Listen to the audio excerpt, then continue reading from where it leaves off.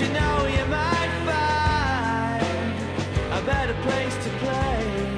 Hey everybody, Basilray from VapeLink, and I know it has been literally forever since I put out a video, so we have to fix that right now.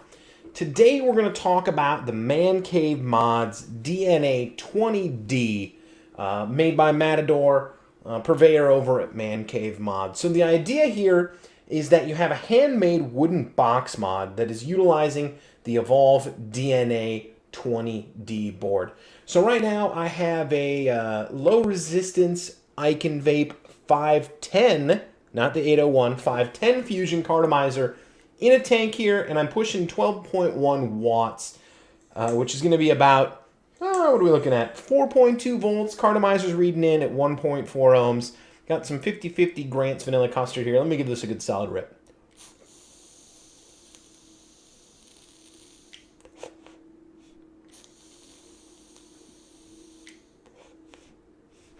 So, this is a box mod. Works great. Let's get down up close. We'll take a look. We'll slap the ECD meter on it, check the readings, and we'll get you on your way.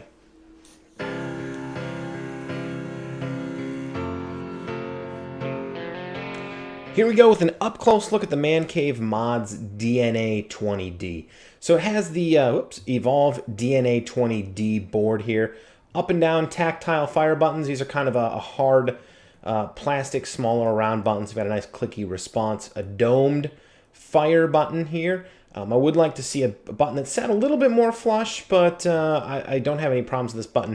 It doesn't have a real great clicky sound necessarily to it, but it's got a pretty good tactile feedback response.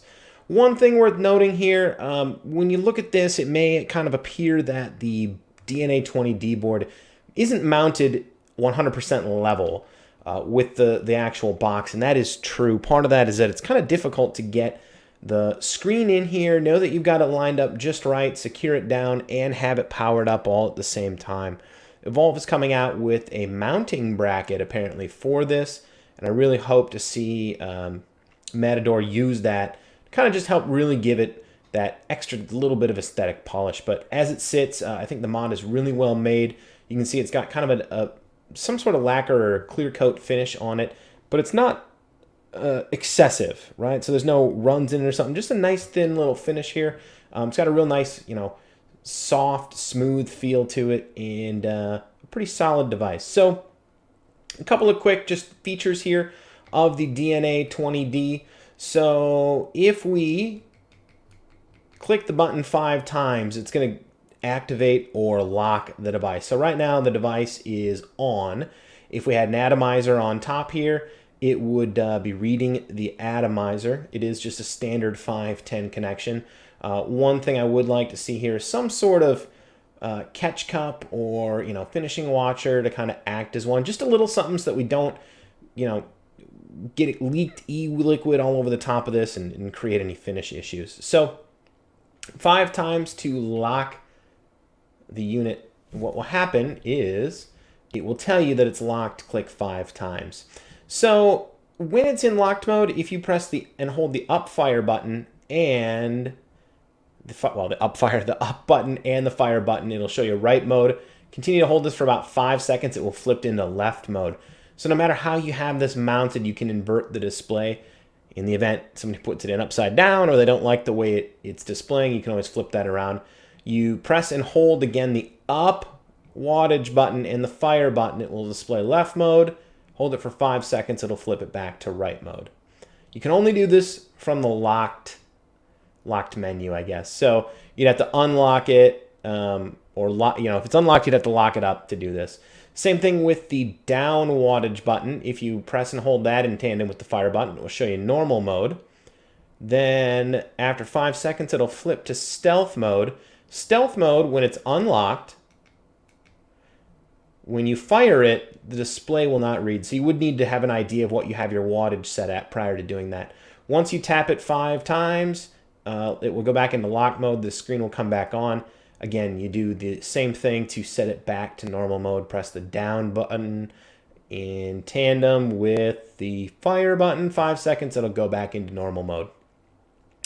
So inside here, it is pretty clean. It's a combination of pressure fit and magnet. So generally speaking, you should just be able to pop this open.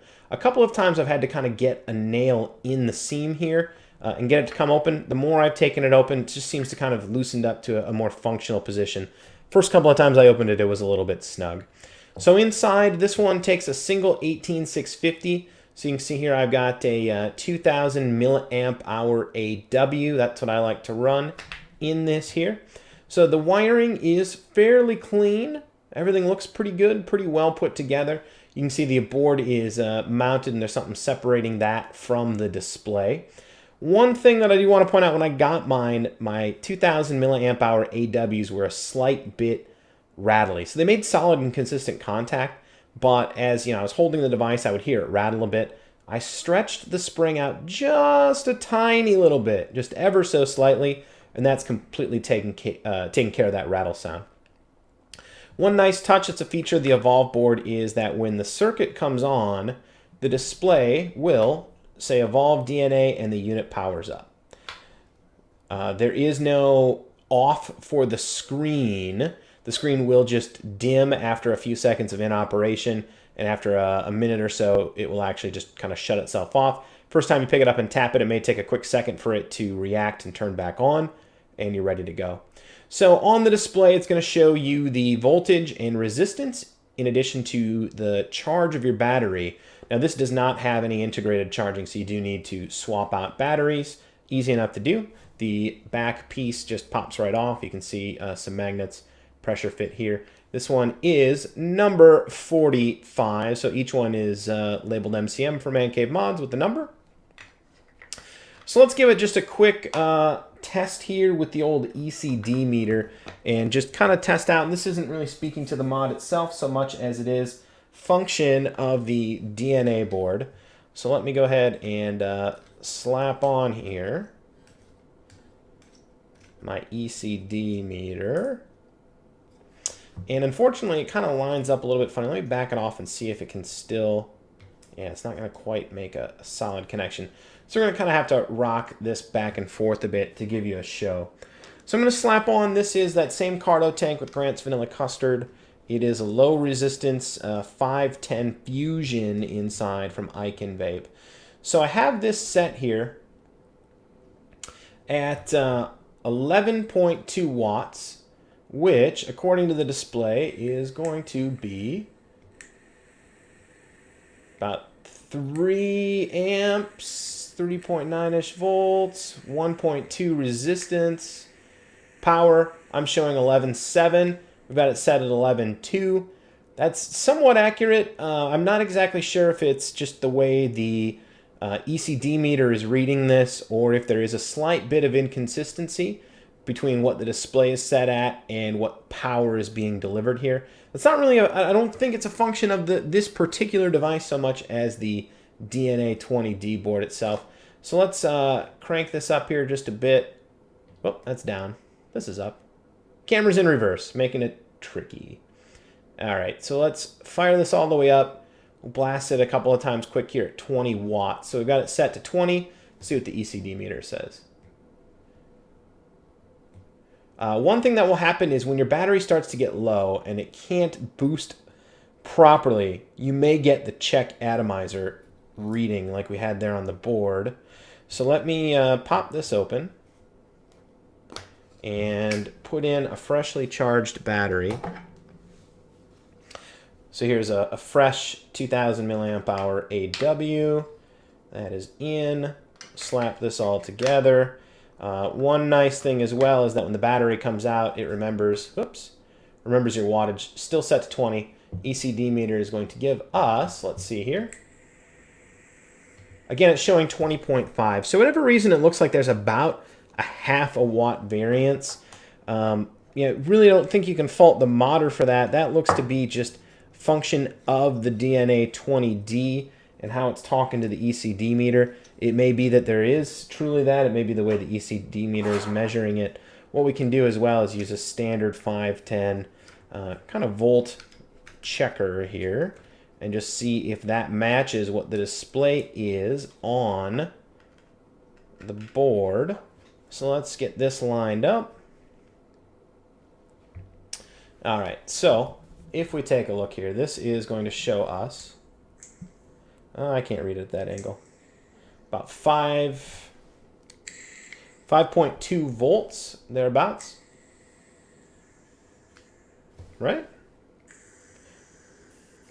Whew, all over the map. So this is really dancing around quite a bit. And what may be going on here is that the resistance of this cartomizer under this kind of power, being that it's reading at about 1.2-ish ohms, is causing some pretty massive changes in fluctuation in that voltage over time. And that may be what the ECD meter is picking up on and incorrectly reading it. It may be that there is a bit of variance. I'm not 100% positive. This is the only device I've got that has a DNA20D in it. So kind of let you be the jury there. Overall, really happy with this device. This goes everywhere with me. The price point is absolutely phenomenal. We'll talk about that in the wrap-up.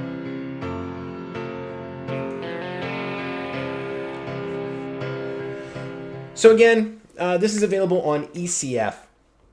As Matador makes these, he throws them up in the thread, and it's kind of first come, first serve.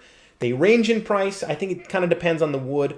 He is going to be making, I think, just a few slight modifications to the way that the door and the internals are built. But he also makes a DNA12 variety, and I believe there are some double 18650s.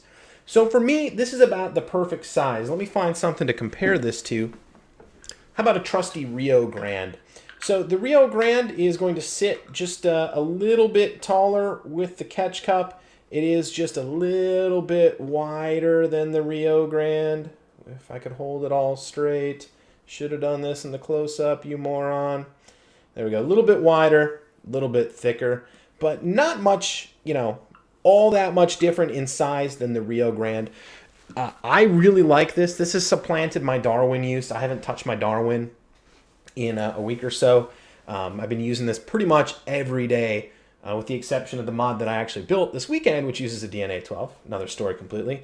And I haven't really touched my ProVary. This has been all that I have used in the last really week or so. And I've been very happy with it. It's gone everywhere with me, to the office, to the theater this Saturday when I went to see a classic Eugene O'Neill play.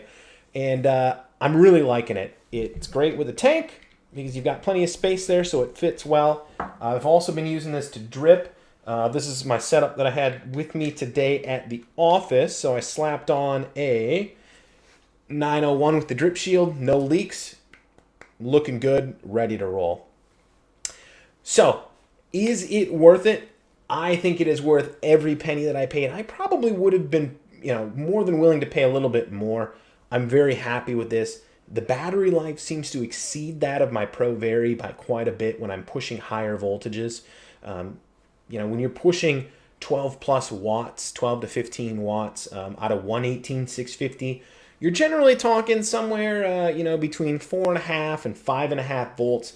The battery life here does seem to exceed that using the same batteries, same 18650s that I would put in my ProVary, like literally the exact same batteries. The battery life seems to be a bit better for me. Could be something to do with the efficiency of the Evolv board. Could be my head, totally unscientific, but I'm not getting flashing batteries telling me I need to change them before I get home, like I sometimes am on a hard day of vaping with my ProVary. So I'll put a link to the Man Cave Mods thread, the Modder Supplier Forum over on ECF. Good luck to you getting one of these. It's going to be well worth every penny, and I think you're really going to enjoy it. I'm enjoying mine. As always, Basil phone 612-293-6405. VapeLink Monday nights, 9:30 p.m. Eastern Standard Time at vapelink.com. Hit me up on one of the forums, ECF Vapors Forum, New Vapor, twitter.com/Basilray or at Basilray, facebook.com/Basilray. Way too many ways to get a hold of me. But as always, until I see you next time, which I promise is going to be faster than it was this time, please take care.